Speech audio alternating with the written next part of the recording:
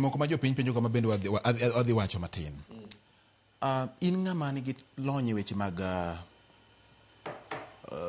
twak kata weche mag communication e strategy gi. Japiny maonge gi ng'eyo en japiny matije tek. Kendo kata mana discipline miwacho gi chike miwacho ni winjo bed ni luwo ng'ama onge ng'eyo ok nyal timo mano.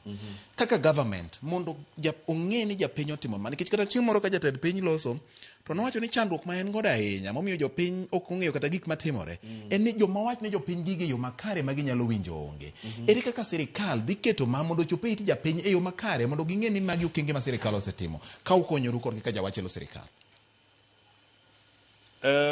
Mokwongo japiny nyaka wuogo. Ka gimoro timore to kinyiso japiny, ang' nong'e nadi ni gino timore. Nitie gik mang'eny ma nyaka nyis japiny ni ma otimore. For example, nyisi ni ka Uhuru noweyo sirikal ka dechwa mar Central Bank onge gimoro. Donge. Koro japiny kok ong'eyo ni ne onge gimoro. Inyalo convince nadi ni Ruto osetiyo matek. Moketo gimoro. Nwaseche moko onge gi intellectual capacity mondo understand ni GDP en ang'o. Yes. Kiwacho ni inflation ok understand. Iwinjo. But japiny be ng'ama riek. Nwa japiny bro winji kaka igo mbaka. Japiny kowinjo kowacho ni president rach. To gibe gidhi adiya ni president rach. Kipenjo ni president rach nang'o to donge badi ma udo mera ukona ni president rach. Wan kane jakom osesomo gimoro to koro kwasom kata wan jomosomo. Owacho ni jakom osomo owacho ni ber en kamano. Iwinjo. So nitie jimiluongo ni influencers in community.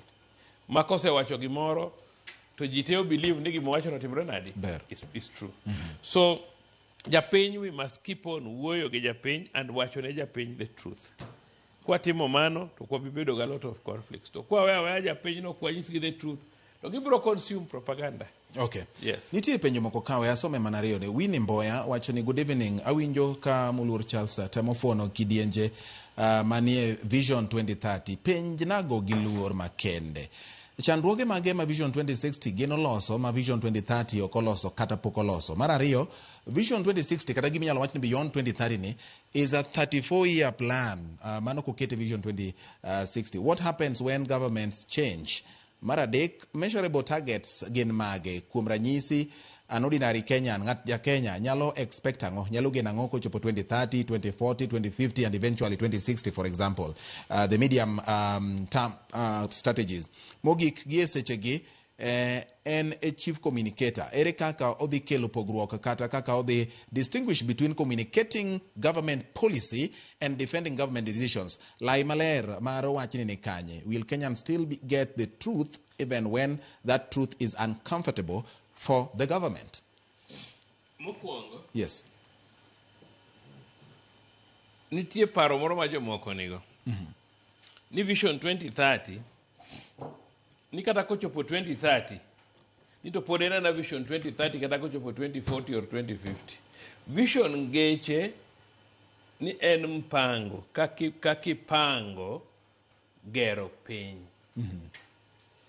Tinyalo pango gero piny to gimoro biro machapi mok nyal yieni.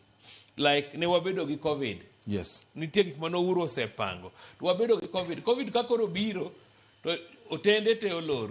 Tourists ok bi. Ndeke te olor. Airports olor. Mende olor. Iwinjo. So, o interfere gi development plan maru. Aka koro sani, nyocha koro wauso mafuta, nwanyiewo mafuta 169 shillings. Yes. To ka koro lweny mar Iraq gi US obiro, bech mafuta odhi malo, nyaka almost 250. Government ne nyaka chul subsidy mondo duok kendo motimre nade mapiny. Nitie gik mok inyal control. So vision en mana mpango mar development. Tinyalo bedo ni pango ni kichopo 2030 to in industrialized, to in middle income economy, to nitie good standards of life. To chopo 2030 ka gigi ok otimre nade pok otimore. So kochopo 2030 ka gigi pok otimore, nyaka ichak ibed gi mpango moro beyond 20 what? Okinya wacho ni koro gini nok otimore. I've just told you ni ndalo Uhuru notemo kelo gimiluongo ni affordable housing, miluongo ni intergenerational affordable housing system. Where achulo ot, ka retire nochopo awene jaoda achulo, kama jaoda ochulo kapok wachulo to awene nyathiwa moro chulo. Intergenerational. Ji nodhi e court manotamo Uhuru bedo kod affordable housing. To mano ne nie mpango mar Vision 21 30. Iwinje seche moko in gi vision idwaro mondo kata lapset orum, idwaro mondo yo madhi Kisumu orum, but waonge pesa matimo, wachako to waonge pesa mwanyalo timo go gino.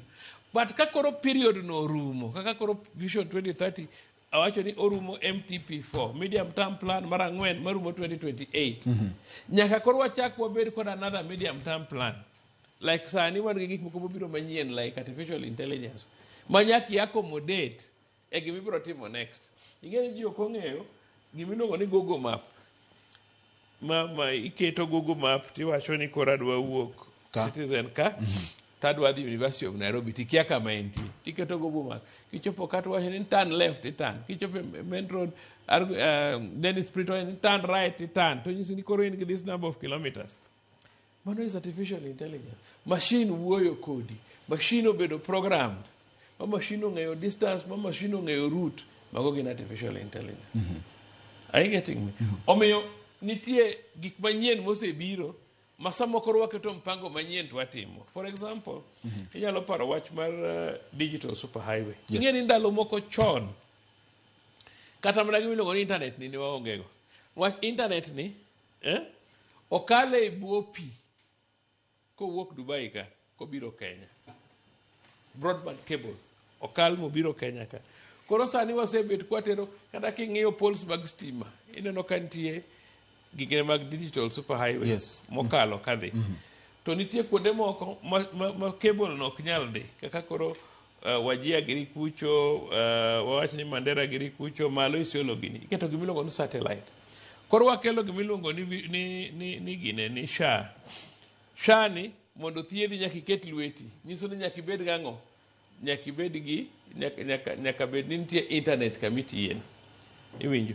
Koro developments mabiro demand gik manyien, gi demand teknolojia manyien, gi demand gik mopogore opogore. Omiyo kochopo 2030 kata bed mana ni pok wa achieve gik mane urben watimo, nyaka kendo wabed gi mpangilio madhi mbele. Ng'ato nyalo penjo ni sama udhi gi ng'ato bedo gi mpangilio madhi mbele, does it mean ni ji abandon gik manotamore Vision 2030? Mano samoro japiny nyalo penjo. Objectives mag development gichal. Wacho ni mondo ji obed gi ngima maber. Pod kata kibire vision moro biro bete. Wacho ni mondo wabed industrialized biro bete. Wacho ni mondo wabed high income economy biro bete. Wacho ni nyaka wabed go hospital mabecho biro bete. Nyaka nyithindo som biro bete. Nyaka wabed gi weche mag pidho yien, wach ko kipidho yien to bobo bedo gimluongo ni environmental degradation. Iwinje. Omiyo gik moko temeno kata kanyo housing go pod biro natimre nadi. So you don't abandon. I plan including gik manok itimo ka, itimo gimluongo ni enhancement. Improve on it. All right. Yes. Wach ni mogik Charles Kinso nyikwara Ramogi Ajwang'